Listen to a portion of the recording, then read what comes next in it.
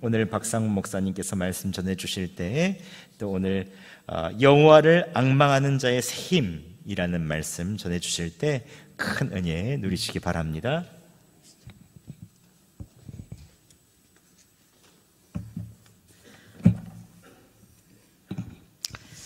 할렐루야.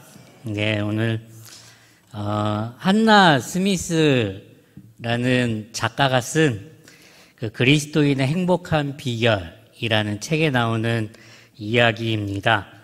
한 어머니가 갑자기 볼 일이 생겨서 어린 두 딸을 이 작가의 집에 맡기는 일이 있었습니다. 근데 그 가운데 한 아이는 정말 어린아이답게 천진난만한 믿음으로 필자의 보살핌에 의지하면서 어머니가 돌아오실 때까지 노래도 하고 재미있게 놀기도 하고 그 필자와 같이 이야기도 하면서 처음에 행복하게 지냈다고 합니다. 근데 다른 아이는 공연한 의심과 자존심이 들었나 봐요. 그래서 우울한 표정으로 혼자 저 구석에 앉아 있었다고 합니다. 그 이유가 과연 엄마가 나를 잊지 않고 올까? 혹시 나를 버린 것은 아닐까? 이런 의심이 들면서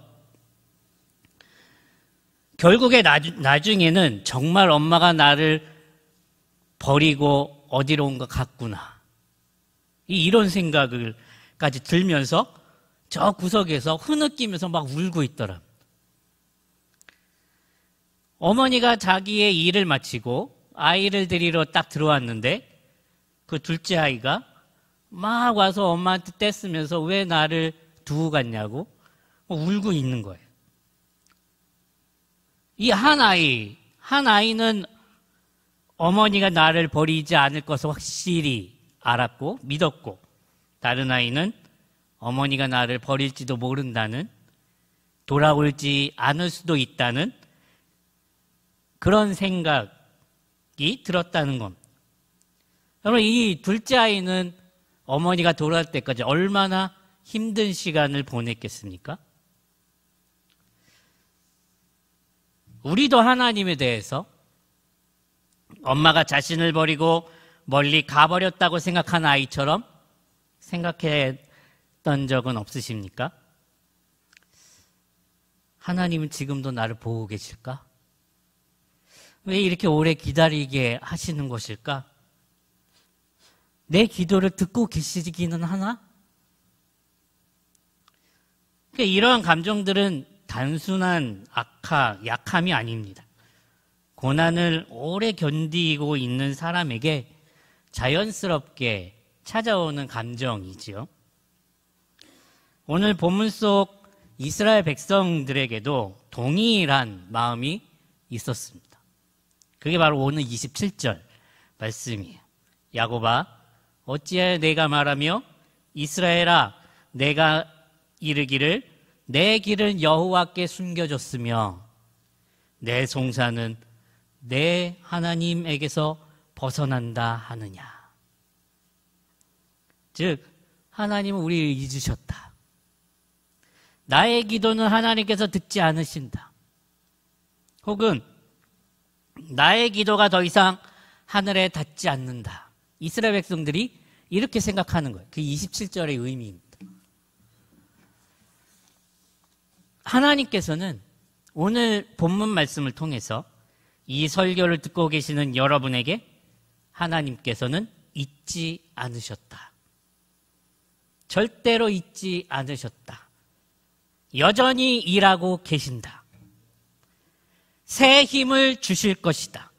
이렇게 약속하고 계십니다. 그러나 이 약속은 공허한 위로가 아닙니다.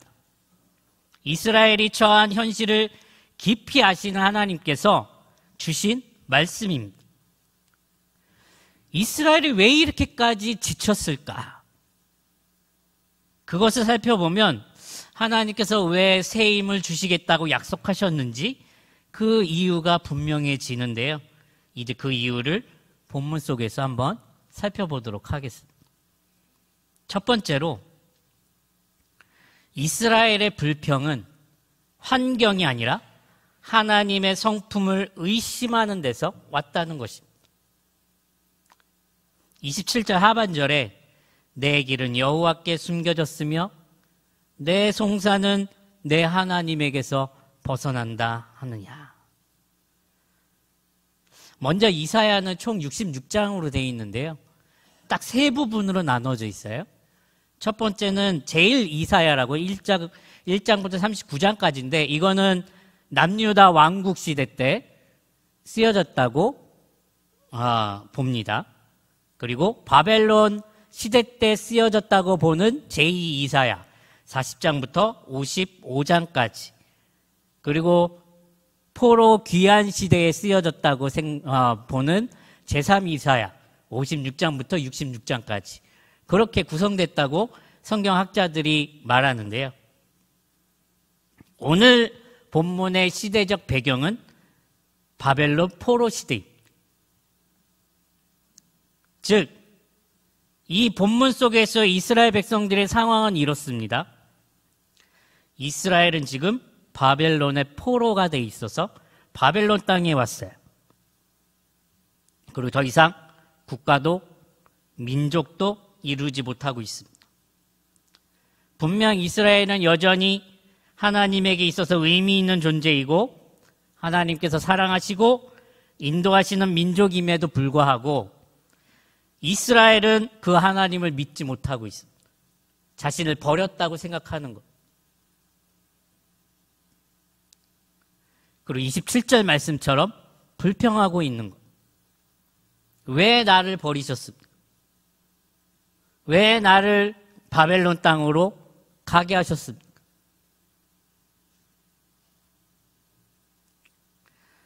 분명 지금 이스라엘은 고난 중에 있습니다. 바벨론의 포로 가운데 있습니다. 그래서 이런 불평을 하나님께 드리고 있는 겁니다. 여러분, 이스라엘이 절망에 빠진 이유는요, 단순히 포로가 되었기 때문이 아닙니다. 실은 하나님이 어떤 분이신지 잊었기 때문이에요. 하나님을 잊어버렸기 때문에 힘든 겁니다. 두 번째 아이가 힘든 시간을 보낸 이유가 무엇입니까? 어머니를 잘 모르는 거예요. 어머니를 잘 모르니까 나를 버릴지도 모르겠다. 나를 완전히 버렸을 수도 있다. 이렇게 생각했기 때문 아니겠습니까? 우리도 이스라엘과 같은 상황에 빠질 수 있죠. 신앙적 낙심을 겪을 수도 있습니다. 질병이 나아지지 않고 고난이 길어지고 기도 제목이 해결되지 않을 수 있습니다. 그럴 때 우리 시야에서 먼저 사라지는 것은 환경이 아니라 하나님에 대한 기억입니다. 그래서 하나님께서 가장 먼저 하시는 게 뭐냐면 이스라엘이 잊고 있던 하나님에 대한 정체성을 다시 보여주세요. 문제를 해결해 주시기 전에 하나님이 누구신지 이스라엘에게 알려주시는 겁니다. 그게 두 번째입니다. 하나님은 피곤하지 않으시며 우리를 쉬지 않고 돌보시는 분이시라는 것입니다. 28절, 29절 말씀 우리 함께 읽겠습니다. 시작. 너는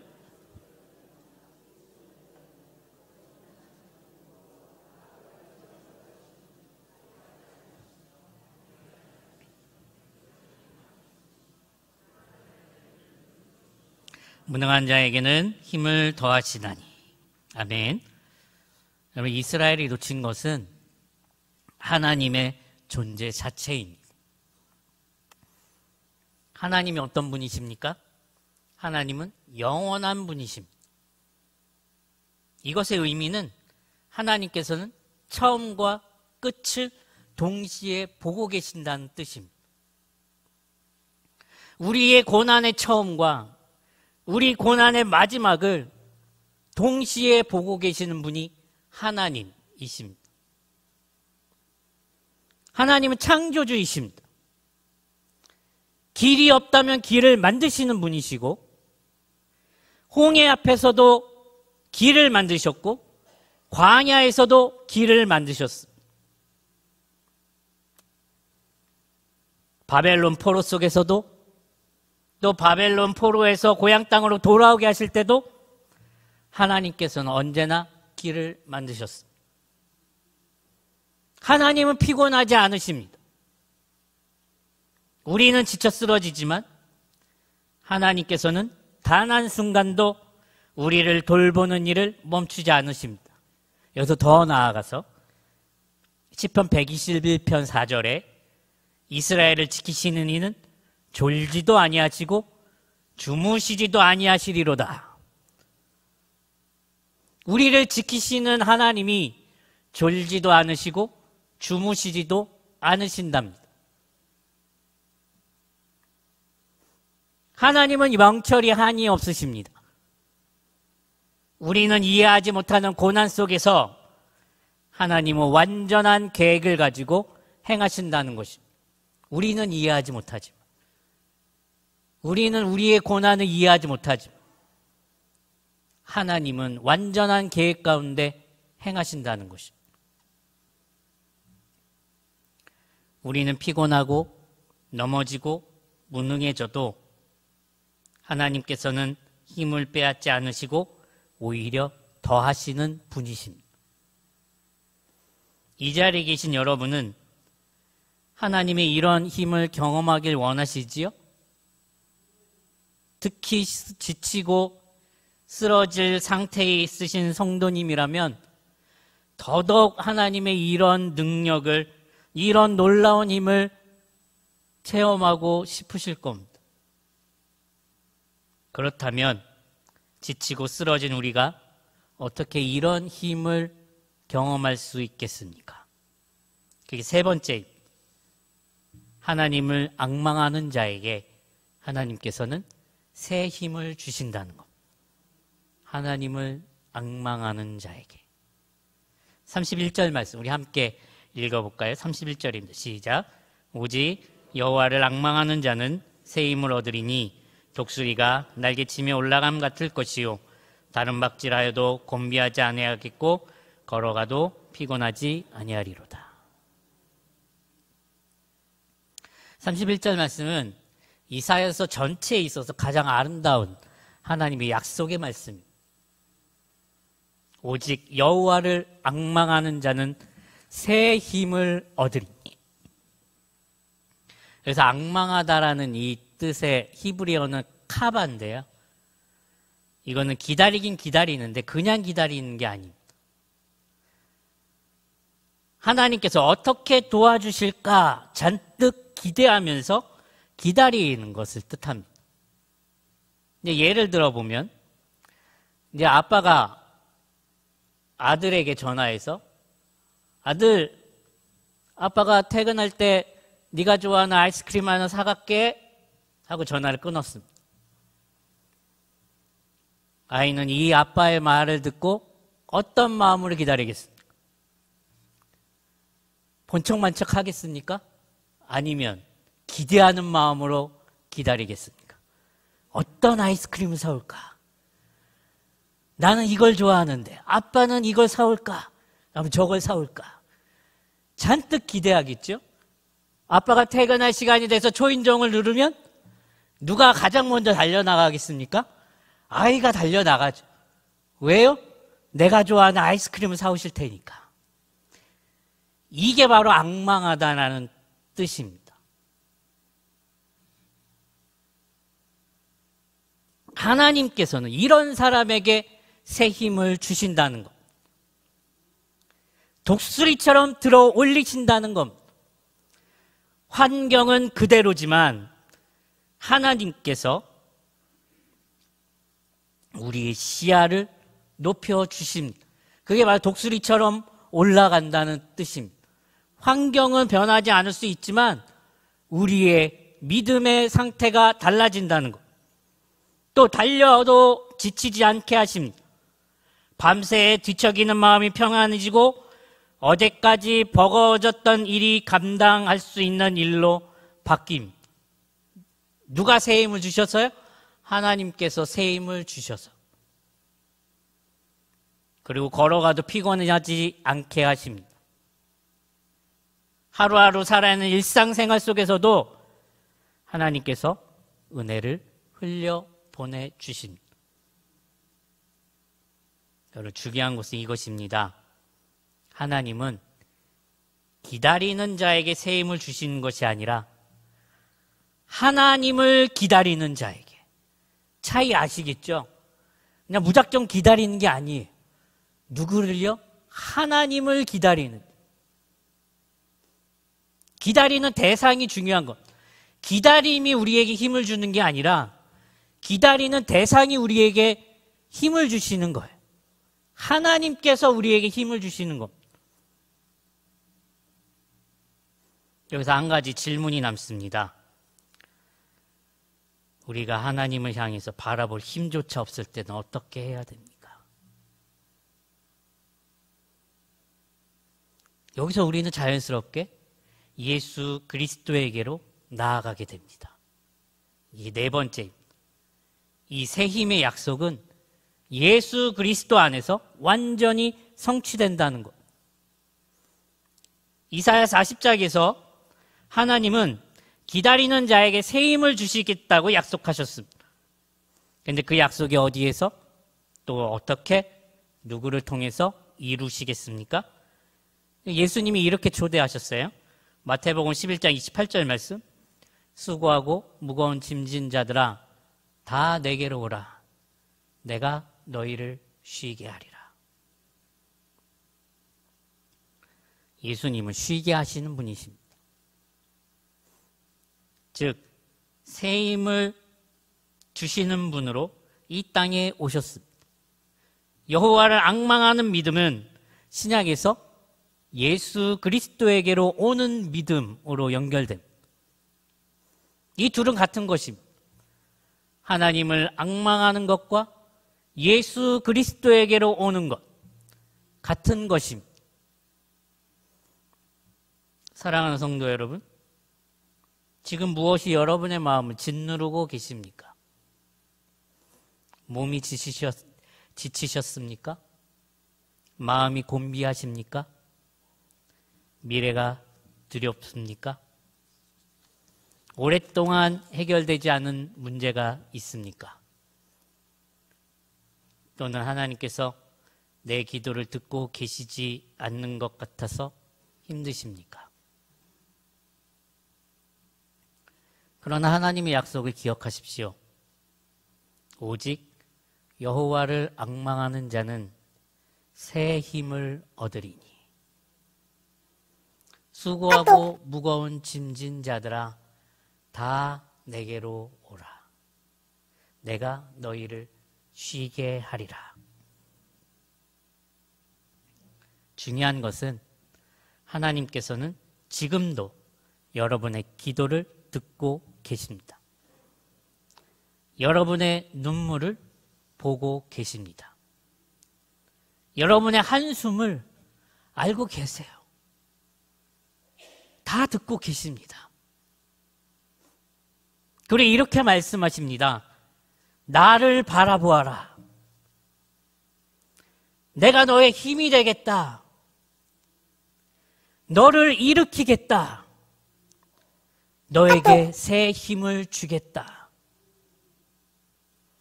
사랑하는 여러분, 환경을 바라보면 절망이 보이지만 하나님을 바라보면 길이 보입니다. 하나님을 기다리십시오. 약속을 붙드십시오. 말씀을 의지하십시오. 그것조차 힘드시면 그냥 예수 그리스도에게로 가십시오. 그러면 하나님이 그리스도 안에서 여러분의 삶에 독수리의 날개 같은 새 힘, 달려가도 지치지 않는 힘, 걸어도 피곤하지 않는 은혜를 부어주실 줄 믿습니다. 그와 같은 은혜를 경험하시는 여러분 되시기를 간절히 축원합니다. 기도하겠습니다.